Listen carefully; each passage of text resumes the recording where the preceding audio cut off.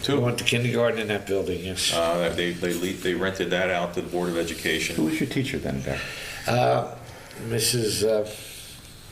I do not remember. I do remember too. Oh, when I went, it was Mrs. Burchell and Mrs. Ross.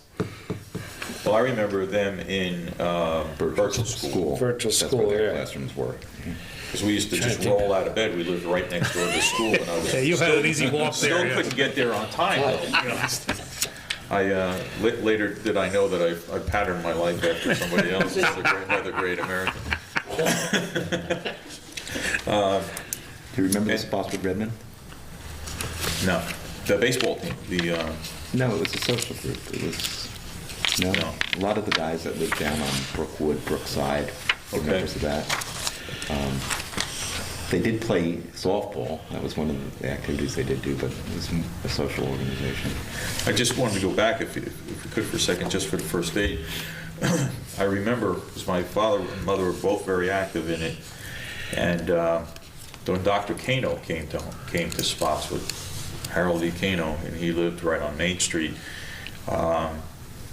It was a big thing because we had our own doctor. I guess prior to that we had Dr. Hewlin. Right. But your choices of physicians weren't very broad, so you had to go out of town.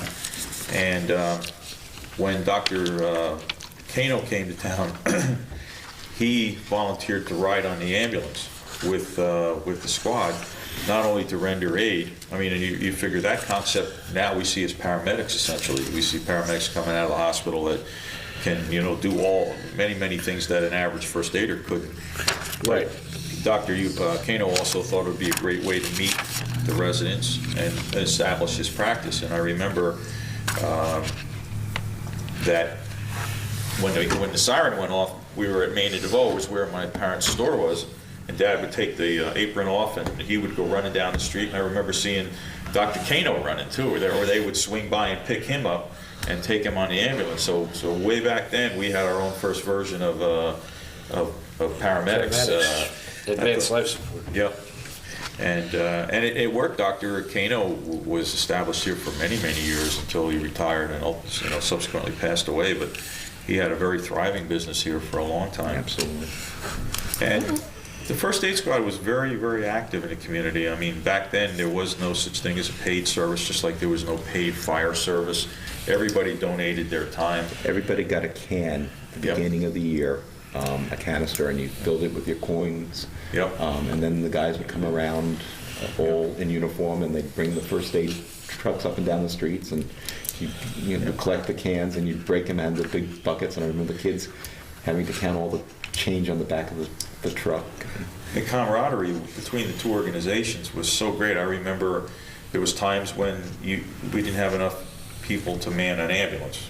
And it was standard practice to see the firemen come running from right through St. Peter's Cemetery, and what do you need? Okay, we need a driver and we need another man. 2 firemen would jump in and go on first aid calls with us, and if they got hit during the day with a fire call where most of their day workers were unavailable, the first aiders would run up there and jump on the back of the fire trucks. And this is long before you had the advanced fire training that was required to be a fireman. But I remember riding the back of the fire truck twice, and that was enough for me. It convinced me, after going into 2 fires, that I wanted to be a first aider. And I remember coming up over the tracks here, holding on to the bar, and nobody told us to bend our knees when you hit bumps. We were standing on the back straight-legged, and the truck went down and came up, and I went up and I was looking over the roof of the fire truck and then came back down again, and I said, I'm definitely staying with the ambulance. We actually lost Richie Drude after we got the back of the truck. And we lost Tommy Doherty off the back of it too, going up Adirondack one night. Right. But it really was nice to see such a cohesive community. People just came out. If there was a need, you had plenty of people that would help, just volunteers that would come out, even if they didn't have the particular talent in fire or first aid, but whatever you needed, they were there. And I think the community still has that flavor today. I mean, To a large degree.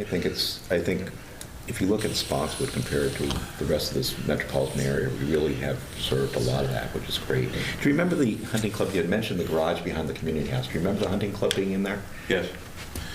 And the Rod and Gun Club. Right, the Rod and Gun Club. And how about Spotswood Bowman? Do you remember that? I don't remember the Spotswood Bowman. You're much older than we are. I didn't ever realize that. Spotswood Bowman was around when you were having kids, so. Spotswood Bowman had their place all set up on Old Stage Road behind the cemetery on Brunswick Avenue. Behind the Old Stage Cemetery is where they had all their stuff for their practice. They had all the trails going through there, and Club, yep. it was an archery club. I see down below too, you have Bill Hunn's Garage. You know, that's been identified, right? That's now G and Cole. And Chuck, if you could take a few minutes, but you're on a Culture and Heritage Commission and done a lot with the history of the town. Just give a brief history of Spotswood. Right, well, the Indian history we don't really have very much of. We know that the first European land grants for this area were given to James Johnstone. That was 1685. James Johnstone came over from Auchashield, Spotswood, Scotland. Had a plantation about 500 acres running from Main Street north. And he wrote a letter back to his brother John in Scotland describing the area at that point. We still have a copy of that letter, which is quite a good piece in reference to the description of what the land looked like. And he convinced his brother to come. So his brother took out a patent. John Johnstone came over and took out a patent for 500 acres just south of Main Street. So those were the first two white settlers here. Their plantations did well. They had gotten grants from the East Jersey Board of Proprietors, and there are various records of the original families getting the land grants, the Perrines, the DeVoes. A lot of French Huguenots came over at that point. The French kings were Catholic and didn't really like the Protestants in France. So a lot of the families came because the parents were being executed, the kids were being given to Catholic families. And the community kind of stayed with that kind of farming influence until the 19th century when Leonard Appleby came, and he was really the first one to start bringing in the industrialization into Spotswood. Snuff manufacturing. He was an exceedingly wealthy man by the end of his life. He worked with various other people. The Snow Hill Mills, they had the DeVoes had the snuff mill on DeVoe Avenue, and then one of his granddaughters married Helm, and that was the snuff mill in Helmetta. But they brought a lot of individuals in that worked in various areas, because we have a census from the 1880s, 1890s, so it lists what everyone did. So people are either in service businesses for those plants or had various positions in those plants. And then the town became a resort area. We had 4 hotels in town. We had mentioned Feldbaum's before. And we had Fleet's Hotel, the Spotswood Hotel in the middle, West End Hotel. And then you had the old Colonial Inn, which was the hotel that was immediately adjacent to the railroad station. And a lot of firsts. The first road in New Jersey connected the capital of East Jersey and West Jersey became Main Street Spotswood. The first railroad in the New World went through Spotswood. The railroad, the Camden Amboy Railroad was the first railroad that was built in North or South America, and had the train stop right here in town. So the end of the 19th century brought the hotels, brought tourists. We had the alcohol groups out in the very end of town into Monroe and Helmetta. Alcohol had his physical cultural history. City, which was a major stab at trying to get people back into using natural things. Get rid of the Victorian garb, wear loose clothing, be athletic, swim, enjoy the sunshine. And quite frankly, very, very stodgy Spotswood didn't think a heck of a lot of that goings-on, and actually made it very difficult for him. And ultimately, he did move his business out, but he was very successful. And I think when he died, he was worth several $1 million. He had a huge building in Chicago at that point, so he was very, very successful using Charles Atlas and other things as part of his promotions.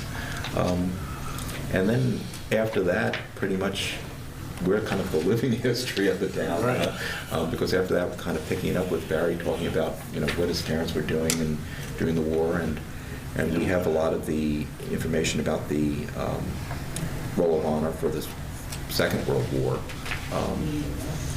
We saw that plaque that was originally in the community house, got transferred here, and actually transferred to Beakey's.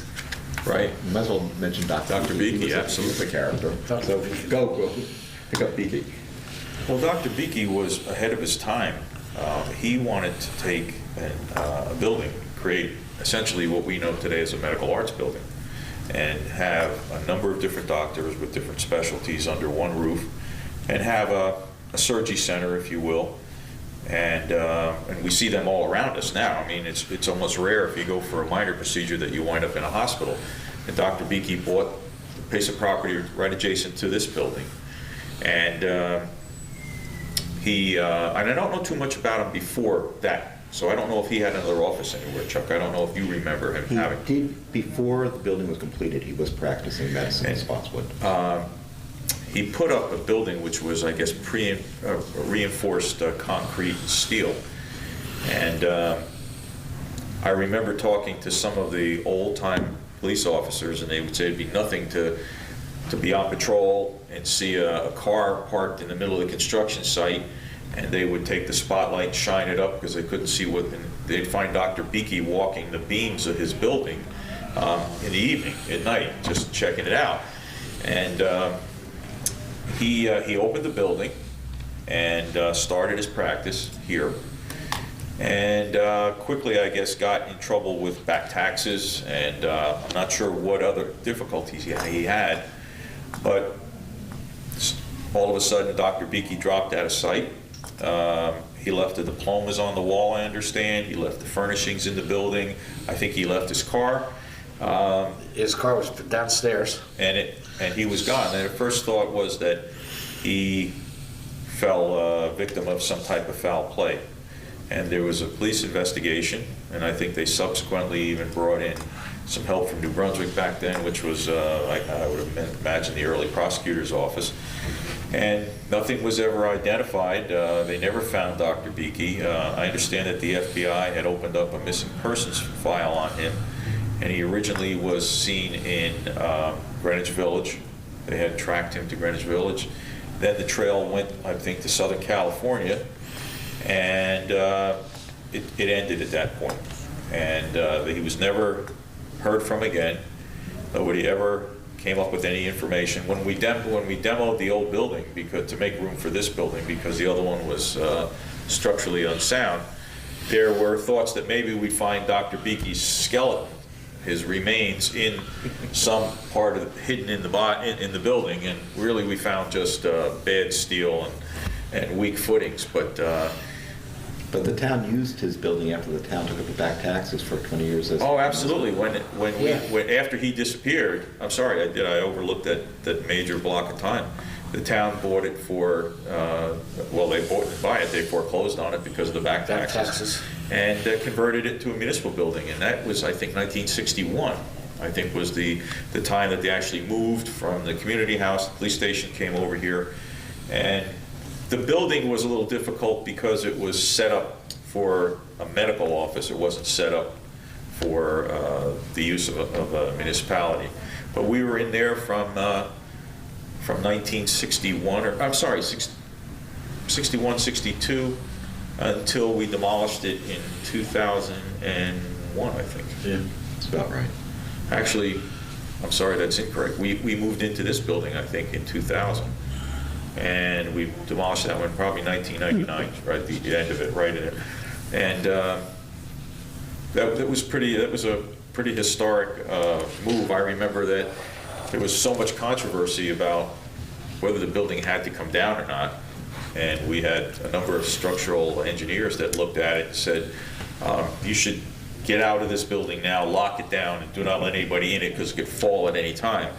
And we had to lower asked Conrail to lower the speed limit on the railroad tracks because the vibration from the trains could have caused it to fall. And we had to ask the truckers that were coming into Inland Container and Grief Brothers to ask the companies to tell them, please take it easy going past the building. And on the day that we demolished it, Murphy's Law, they started in the far corner on Summerhill Road, which happened to be the strongest part of the building. And they couldn't knock it down. They hit it with a track hoe, it wouldn't come down. They were using they finally brought in a ball, big cement wrecking ball, and that side of the building just was very difficult coming down. You should have heard the audience. I was out there with them. They were a little skeptical about your honesty of the situation. They were. They just wanted to do building. Why did I do that? Yeah, one of the few people said that. And I was hearing it, I taped it, and I'm hearing it all. And then the track hoe went around to the back, which was by my office at the time. I was chief of police, and that's when I first recognized that something was very drastically wrong, because one of our officers dropped something in the next office, and the plant that was on my desk went like this, it shook. And we had the structural engineer come in, and he went up in the air with one of the ladders from the fire department. And that's when we got the report that said this thing could fall at any time. So when they came around that day and they went to the section by where the police desk used to be, the operator brought the track hoe up, and he touched the beam, and it fell from the very penthouse 3 stories down like a bomb went off. But unfortunately, most of the people were over there and saw the stubborn part of the building. They didn't see the back part, which if he breathed on it hard, would have fallen. I think, though, if any of us remember Dr. Beakey and remember the swamp that was here that he had backfilled before he started building that building on stilts, it was really a folly from the beginning. I mean, you know, his idea of a medical center, he only got 2 other doctors to move in. Dr. Rosen moved in, a dentist, right? And he's still here. He's still Dr. here, Rosen's still. He's on Main Street, I think. Well, no, he's Different he's Rosen, passed. different Dr. Rosen? Okay. Dr. Rosen's office is there, but Dr. Rosen's long He's passed. gone, is he? I never used him, that's why. Dr. Verona took over Dr. Rosen's practice when he retired, but they might still have the Rosen name out there because it was very popular. The Schweitzers, I mean, we all remember the wonderful smell we'd get all afternoon on summers when they were making the paper. Yeah. Remember how big it was too, and how small it's become. Yeah, that was a major employer, and now they have 50 people there maybe? Something like that, but it was a paper mill all the way through, made cigarette paper for the longest time, kind of connecting them again with the snuff mills that were in town. Yeah, this is a smoking area around here, yes. So the mill in its heyday really was Very active, very. but you always prayed that the wind was blowing Towards Old Bridge. away from you rather than towards you. Yeah, that wasn't a bad smell. That went Spotswood Progress was moving ahead, right? That actually smelled fairly good compared to the Yeah, it wasn't that bad. paper. Yeah. The hotel, as I remember it, was kind of a social center of the town. I remember all the guys bowling in the back, and Bowling alley. Pizza place. Pizza place in the back. the pins being set manually. That's right. I remember getting plopped at a table in the front, which was dark and dingy, and he said, "Here's your birch beer, nurse it, because I'm going to be bowling for the next 2 hours." 2 hours. So I'd sit around with the other kids, and we'd nurse the birch beer pitcher until the guys were done bowling. They had the pitcher of the real beer in the back. And actually, when it was a hotel.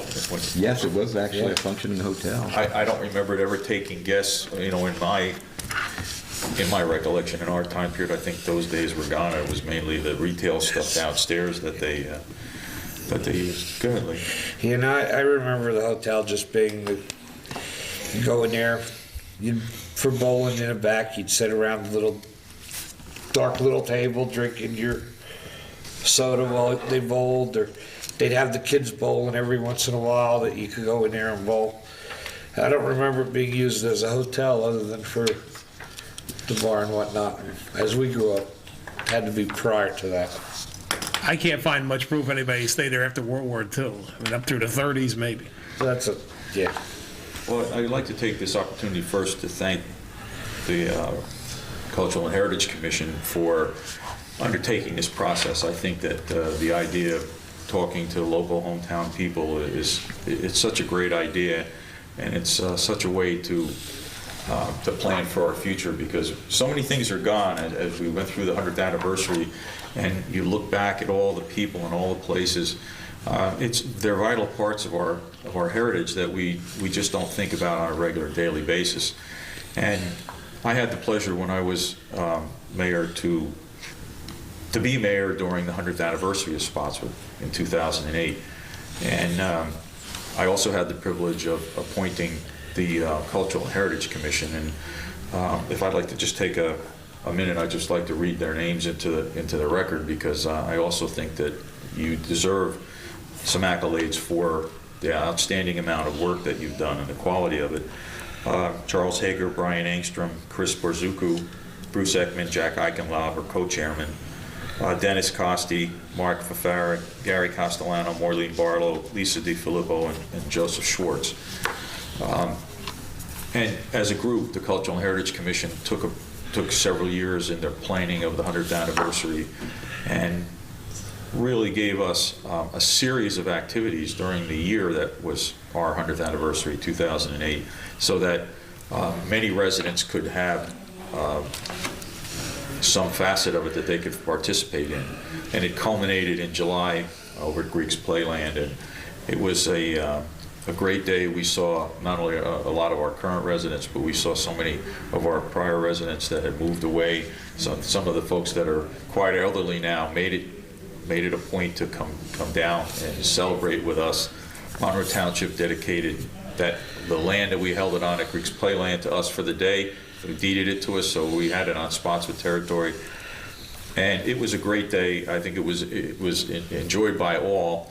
And I just wanted to extend my personal thanks, and again, my thanks as mayor back then, to the Cultural and Heritage Commission for their outstanding work in the planning and execution of that whole process. I think there's another thanks due, though, Barry, and that's to you, because it would not have happened but for all the support that you gave throughout the process.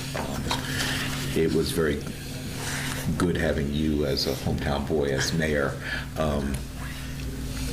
when we went through that process, but for all the resources that you made available and all the time that you put towards it, and making it an important part of Spotswood's history. So thank you, Mayor. Thank you for that, and it was truly a labor of love, and my part was very small compared to what these gentlemen and ladies did, and we're all indebted to you. Very, very grateful. Thank you very much. Appreciate it. All right, this noon session includes Henry Jensen, Gene Gretsch, and Frank Kardashian. Do any of these developments, do you know where they might be located in Spotswood? Victory Court is right across the L&L, built the Victory Right, Court. Yeah. right. Oh, that's the L&L area? That's Okay. the L&L Boulevard area. Yeah, next to Colpax. What about the Lakeview Estates, Spotswood Delta? The Lakeview was around the lake. Right, Well, that's Herman Drive. right. Yeah, okay. Reka Koshka called me up one time when we first wrote these stories. He said that was Elmer was his grandfather, and Yeah. he built a lot of those. Right. And Mrs. Feldbaum lived there too. I remember them building a nice big ranch house back there. The mother, so I used to cut her grass too. I was a real grass cutter back then. Yeah, that's I a was a little older. I was married. job you're always going to have, yeah. We'd asked earlier groups, two businesses on the first page, we could not find a location of them. Maybe you have an idea where they might have been located. We have the United Bargain Stores and the American Stores. The American store, I American- think, was the A&P, wasn't it? Right. That's where the, Was that DeVoe in Maine? yes. Right, Right. right. That was the American stores, and that was the A&P in that corner. That, Bruce and I read in the minutes, I was probably late 30s, early 40s, where they had rebuilt the dam. It was a WPA program. Right. right. But we couldn't find any literature, information on Plaque, it. there was a plaque on it. Would you It's know still what there. year it was done? In the 30s.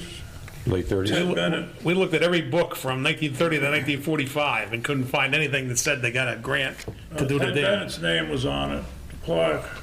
Well, that would be, he was a councilman in the mid-late 30s, right? Yeah, but think that was a so, federal project, I That's think. correct, yes. Federal, right? Yeah. But there wasn't, WPA. it was in there about other WPA projects. There was one about where they drove women to Jamesburg to sew things, and Oh, we thought it was kind of strange that that dam somehow never got mentioned in all these minutes. but I remember a plaque being there. Oh, yeah, on the dam, yeah, on the concrete, yeah. I wonder if it's still Except I there. wonder if when they redid it recently, that they removed the plaque. Well, I think the dam was redone Yeah, about Yes. 10 years ago, yeah. 10 years ago, and maybe that plaque was removed then. It had a few names on it. I remember Ted Bennett being on it. You remember were you in the old school, Redmond? I was in Birchall School for 3 years, yes. Remember the closets, the coat closets, Yeah, with the swinging door? yeah. Once in a while, you would go in there and you hear a slap really loud, too. I remember that. Somebody get out of line, she'd take him in there. Yeah, once upon a time you could do that, not and anymore. do that. And he would straighten himself out. Virtual school was good while it lasted, but it got to be where we had to expand, and we were talking with the last group. A lot of them went to school in the first aid squad and Helmeta and St. Peter's Church. Parish House, right? Yeah. And the community, my sister went to school in the community house in Helmeta, but I went all eight grades to Birchall School, and it was G. Austin Shonley and Mrs. Laufenberg, and she was 5th grade math teacher, and there was D. Hester Michael, 3rd grade, Mrs. Ross in the Yeah, 4th grade, right. who I think passed away maybe about 3 or 4 years ago. That was yeah. the last that I heard of Miss Right. Ross. Mrs. Ross was the other kindergarten teacher when I was there. Oh, yeah, there was- 1957. Yeah. There was a Miss Clark who used to live on Brunswick Avenue, and she was the kindergarten and 1st grade teacher when I went to school. Was the Spotswood Hotel different than the Belitz Hotel? Just the later version of the Just a same later thing. version? Spotswood Hotel Owned- was Burgess's. Was owned by the Well, Burgess the family. Bleed family owned it in 1900. They started okay. it. Right, Yeah. that's before then. Right. Right. Then the Burgesses probably got it in the late 30s or mid 30s. Right, and that's when it became a bowling alley and a bar with a little luncheonette in the front. Correct, yeah. And a big, where E. Raymond Appleby School was a big strawberry patch, Where? where the E. Raymond Appleby School is. Yeah, we have an 1870 map in the book that shows that as Applebee's Farm there. Right. So I guess it made it as Applebee's Farm for a long time after that. They also had a strawberry patch next to the Esso station, because we used to play cowboys and Indians. That was our excuse, you know. That was- Lay down in between yeah. the rows, and That became Barsh's Farm at some point. that was on the corner Oh, of before Main that. Street and Summerhill Road. No, I can't think of the last name, the White House there, next to Haraz's house.